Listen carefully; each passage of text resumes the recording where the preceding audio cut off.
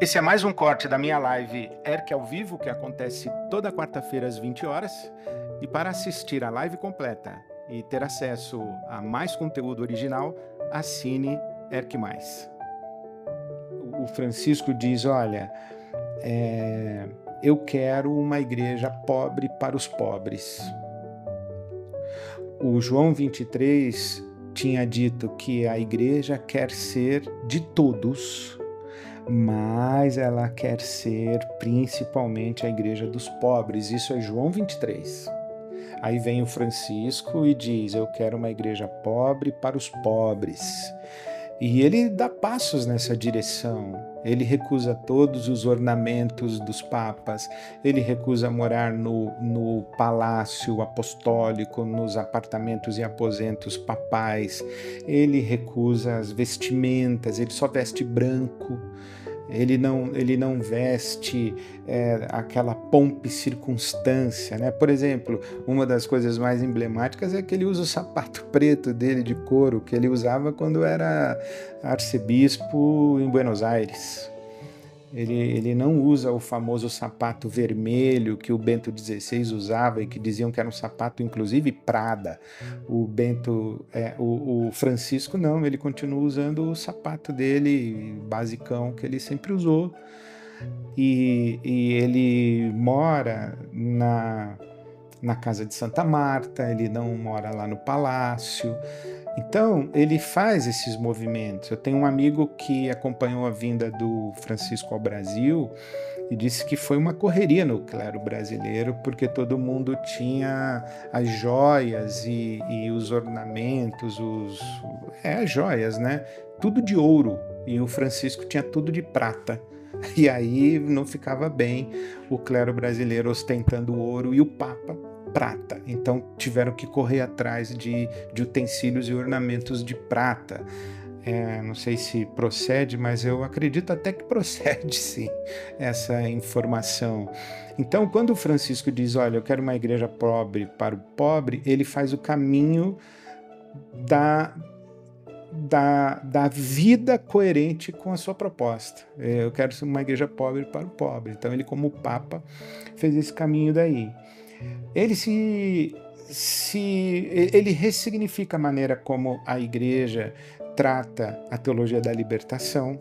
Inclusive ele é o primeiro Papa latino, né?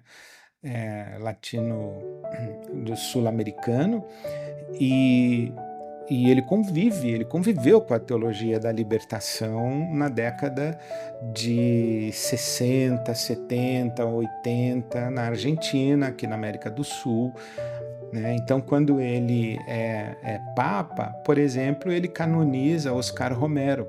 Oscar Romero, que foi arcebispo em El Salvador e que foi assassinado enquanto rezava uma missa. Oscar Romero. E o Francisco, ele canoniza Oscar Romero como um mártir, né, que foi morto por ódio à fé. Mas não era um ódio à fé, simplesmente era uma fé comprometida com a causa do pobre em El Salvador. E o Francisco, quando o canoniza, ele diz claramente de que lado da história ele está. Por exemplo, o Papa Francisco, ele se aproxima, eu não sei se a palavra certa seria reconcilia como igreja, a igreja se reconcilia com John Sobrino, com Gustavo Gutierrez, com os próprios teólogos da libertação. Gustavo Gutierrez foi considerado o pai, ou um dos pais da teologia da libertação, e o Francisco escreve para ele, quando ele está completando 90 anos de idade, dizendo, olha, continue com o seu trabalho, que é útil, que é necessário, que é imprescindível à vida da igreja e à sua militância no mundo. Quer dizer, então, ele deixa claro de que lado ele está. Francisco faz posicionamentos e pronunciamentos éticos, políticos muito, muito contundentes. Ele critica a ação de Israel em Gaza, ele critica a Rússia, a ação da Rússia na Ucrânia, ele critica a política de rejeição da Europa aos refugiados que chegam. A primeira viagem que o Francisco faz é para Lampedusa, a ilha italiana que os refugiados tentam chegar na Europa por Lampedusa. Ele vai para Lampedusa, é a primeira viagem que ele faz. Então ele vai deixando muito claro de que lado ele está. Então ele tem posicionamentos políticos, de ética política, né? Porque o evangelho é político. Por que o evangelho é político? Porque é ético. E tem coisas no mundo que uma representação religiosa, como o Papa, não pode ficar calado. Por exemplo, há uma celeuma muito grande a respeito de qual foi o posicionamento dos papas e do Papa e da Igreja Católica e do Vaticano durante o período do Holocausto. O silêncio da Igreja no nazismo alemão. Então, não vamos nos meter em política? Ah, não, então vamos deixar acontecer essa barbárie? Então, o Francisco ele se posicionou nessas questões. E ele se posicionou também na dimensão da ética pastoral. É ele quem começa de cara com um combate à pedofilia, tolerância zero. Ele combate os escândalos financeiros do Vaticano. Ele faz substituições de clérigos que ocupavam cargos de autoridade, de poder dentro do Vaticano, então é tolerância zero. Ele vai para uma ética pastoral. É ele quem combate, por exemplo, não sei se eu posso usar essa palavra combater, mas é ele quem abre a porta da igreja para os casais em segundo matrimônio, que oferece a comunhão, né? Lembra que o matrimônio é um sacramento, o divórcio, então, não pode. E o Francisco diz: não, se ele está divorciado, casou de novo, vamos oferecer a comunhão. Então, ele autoriza que os casais em segundo casamento participem da comunhão. É Francisco quem abre as portas da igreja para reconhecer a comunidade LGBTQIA+. A pastoral dele para as pessoas homoafetivas é muito diferente. A célebre expressão de Francisco é: quem sou eu para julgá-los? E ele quer abrir a igreja para receber esses irmãos e irmãs. É Francisco quem propõe o fim do celibato obrigatório para o clero católico. E ele não consegue aprovar. Inclusive, eu ouvi o Frei Beto explicando que o Francisco convoca um sínodo indígena na Amazônia. E na Amazônia, e para os povos indígenas, é inconcebível um adulto solteiro. Então, o Francisco diz: olha, nós queremos que os padres dos indígenas sejam indígenas e eles precisam casar, porque dentro da cultura deles eles têm que casar, nós temos que abrir isso, e não passou, não passou. Veja que interessante, o, o, o Francisco propõe a abertura do sacerdócio para as mulheres, ele defende o sacerdócio feminino. Francisco não seria bem-vindo em praticamente nenhuma denominação evangélica no Brasil.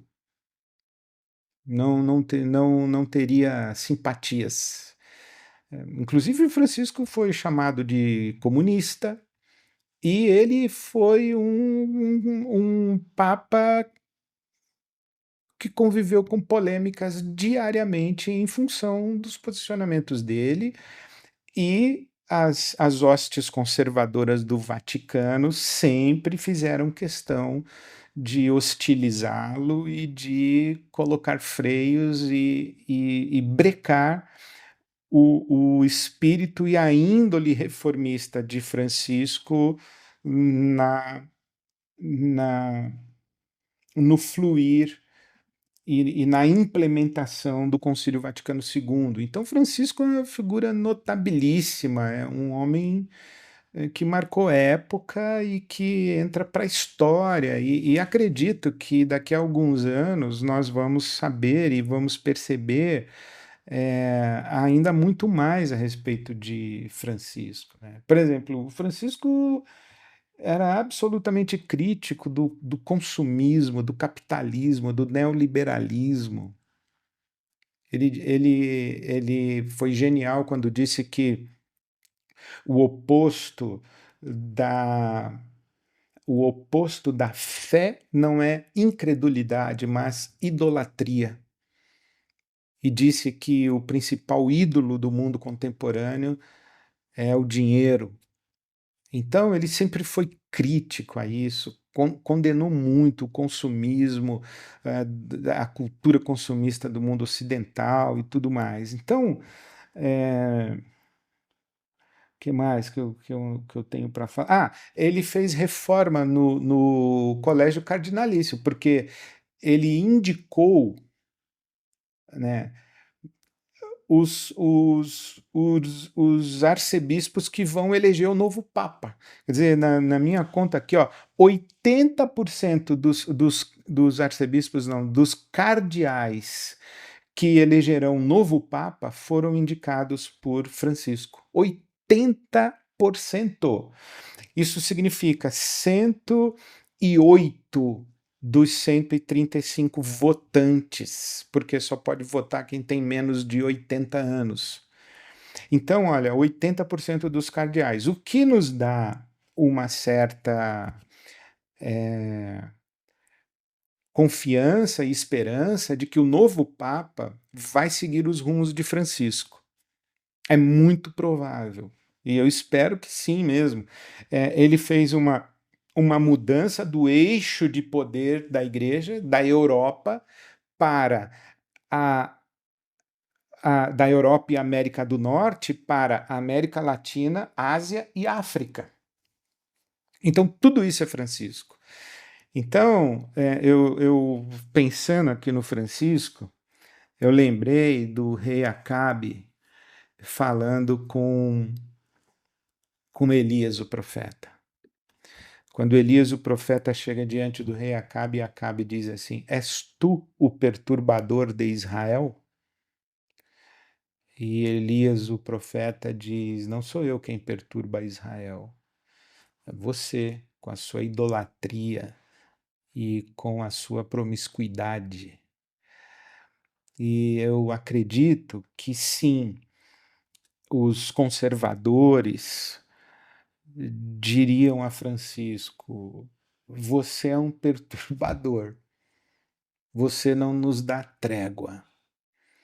E ele diria: Não sou eu quem perturba a igreja, mas vocês perturbam a igreja com o conservadorismo fundamentalista de vocês, excludente, indiferente à pobreza no mundo, mais ocupados com seus dogmas e com seus rigores morais do que com a fome. Vocês se escandalizam um pouco com a guerra e com a morte de inocentes, e vocês zelam pela pompa e circunstância da igreja. Quer dizer, com certeza, Francisco está na galeria dos heróis da fé, onde estiveram os profetas de Israel, onde estiveram os apóstolos e os santos mártires da igreja cristã. O mundo perde a figura cristã simbólica mais notável do mundo contemporâneo, né? E eu peço a Deus e acredito que todo mundo que tem fé e que tem o hábito da oração e da reza deve dobrar os joelhos e pedir que Deus levante um outro Francisco, ou levante um Papa que dê continuidade ao legado de Francisco. Isto é, uma referência do Evangelho de Jesus Cristo que aponte na direção da solidariedade, da generosidade, da fraternidade, da justiça e da paz. É a minha oração.